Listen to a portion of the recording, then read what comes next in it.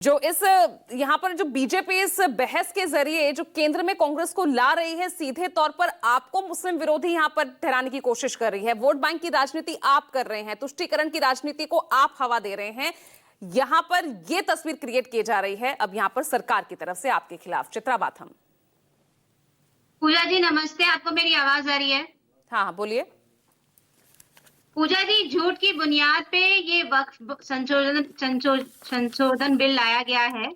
मैं आपको बताना चाहूंगी कि होम मिनिस्टर श्री अमित शाह जी ने संसद के अंदर खड़े रह के कहा है कि लुटियन जोन का पूरा जो प्रॉपर्टी है वो वक्फ को दे दी गई थी 2013 के अमेंडमेंट के बाद में, जो सरासर झूठ है। ये बीजेपी ये कह रही है कि वक्फ बिल जो है वो एक प्रॉपर्टी डिस्प्यूट मैनेजमेंट बिल के तौर पे वो पेश कर रही है इस चीज को। तो मैं आपको बता दूं कि जो आंकड़ा दिया जा रहा है कि 9 लाख एकड़ के ऊपर वक्फ के पास जो जमीनें हैं उसमें से कितना डिस्प्यूट है, मात्र 2% से भी नीचे डिस्प्यूट उतनी प्रॉपर्टीज में है।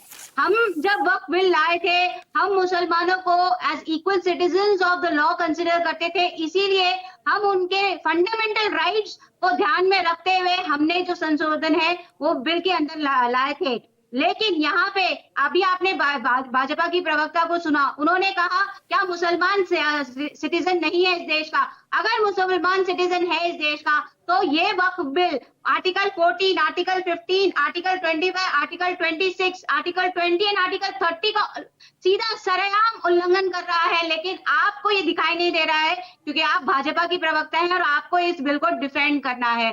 तो मैं आपसे ये पूछना चाहूंगी पूजा जी कि ये बिल किसके लिए लाया गया है? ये बिल सिर्फ और सिर्फ समाज को बांटकर ध्रुवीकरण की राजनीति को और इनकी सांप्रदायिकता का जो नैरेटिव है उसी को बढ़ावा देने के लिए ये बिल लाया गया है। इस बिल में आपने बहुत सारे पॉइंट्स बताए। आपने बताया कि किस तरीके से महिलाओं का जो रिप्रेजेंटेशन है वो कम कर दिया गया है, क्योंकि 95 के संशोधन में हमने महिलाओं को मिनिमम लेवल पे रखा था कि 2 minimum women should be a part, maximum कुछ भी हो सकता था। लेकिन अब इन्होंने उसे खत्म करके लिमिट ओनली टिल 2 रख दिया है। उसके बाद में ये हमेशा झूठ बोलते रहते हैं कि वक्त की अगर कोई प्रॉपर्टी डिस्प्यूट रहेगी तो हाई कोर्ट पे आप नहीं जा सकते। लेकिन इन सबका सार निकला क्या है? ये विधेयक आज राज्यसभा में भी पास हो जाएगा और जल्द ही एक कानून की शक्ल भी ले लेगा।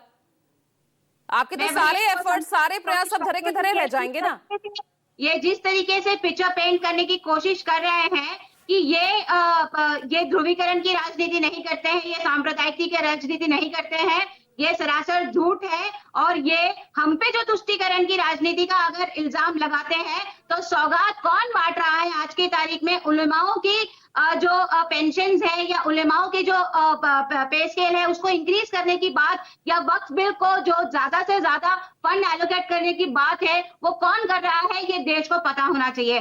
तो मैं यही आपको बताना चाहूंगी यहाँ पर भाई, अगर हम यहाँ देश की बात कर रहे हैं तो सेना और रेलवे के बाद सबसे ज्यादा जो संपत्ति है, जो लैंड एक्विजिशन, वो सबसे ज्यादा किसके पास है? वो वक्फ के पास है।